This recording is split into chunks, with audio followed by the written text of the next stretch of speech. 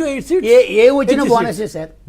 కడపలోనే 3 guarantee 2 bonus వచ్చే అవకాశం ఉంది. మీకు రాయలసీమలో ఏది వచ్చినా బోనసే. మీరు శ్రీకాకుళం టు నెల్లూరు 123లో 95 నుంచి 100 పైన ఎంత వచ్చినా రాయలసీమ బోనస్. నిజంగా రాయలసీమ చంద్రబాబు నాయుడు గారు ఏం చేశాడా, కిరణ్ కుమార్ రెడ్డి గారు ఏం చేశారా, జగన్మోహన్ రెడ్డి గారు ఏం చేశారా పక్కన పెట్టండి.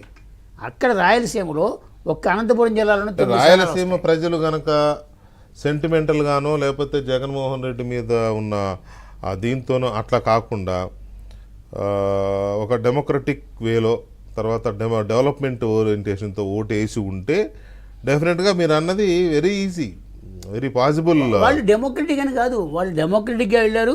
వాళ్ళు అందరికంటే షర్మిలా సునీత ప్రచారాన్ని నమ్మారు. అది బాగా నమ్మారు. ఇప్పుడు రాయలసీమ కూడా బ్రేకప్ తీసుకోండి, మీరు ఖచ్చితంగా అనంతపురం జిల్లాలో 9-10 సీట్లు వస్తాయి కూటమికి. కర్నూలు జిల్లాలో ఈయన క్రమం వేసి 4 వేసుకున్నా, కడప జిల్లాలోనే 0 నుంచి 3 వస్తున్నాయంటే ఎంత? ఒకసారి దీని తర్వాత మీరు చెప్పండి. నేను చెప్పేది ఏంటంటే రాయలసీమలో విజయ్ కుమార్ గారు చెప్పినట్టుగా 18 వచ్చినా 25 వచ్చినా అవన్నీ బోనస్ సీట్లే. శ్రీకాకుళం టు నెల్లూరు వరకే. మీరు అనే పాయింట్ ఏంటంటే రాయలసీమలో ఎన్ని వస్తే అన్ని బోనస్ 100కి అడిషనల్ 100కి యాడ్ అయినట్టే. మీకు అంటే అధికారం రాయలసీమ మినహా కోస్తా జిల్లాలోనే కూటమికి అధికారం వచ్చే పరిస్థితి ఉంది.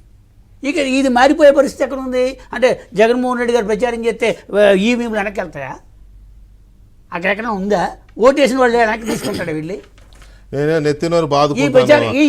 ఈ ప్రచారం ఎట్టి పరిస్థితుల్లోనూ ఓటేసిన వాడు కూడా అనుమానం కలిగే ప్రచారం చేయడంలో వాళ్ళు దిట్టలు. అంటే రేపు పొద్దున దిట్టలు అంటే మీరు గుర్తుందో లేదో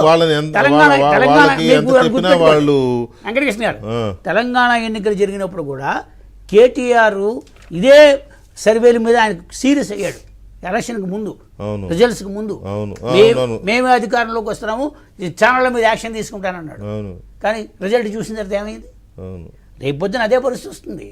కాబట్టి మీరు ప్రజలు ఓటు వేసేసారు సార్. పాయింట్ ఏంటంటే ఏ సెక్టర్లో వేసారంటే ఒక రాజకీయ పార్టీగా వాళ్ళ సర్వేలు వాళ్ళకి అనుకూలంగా వస్తున్నాయా లేకపోతే నిజంగానే కొంత పాజిటివ్ వేవ్ కనపడుతుందా అనుకున్నా కూడా ఏదో 100, 110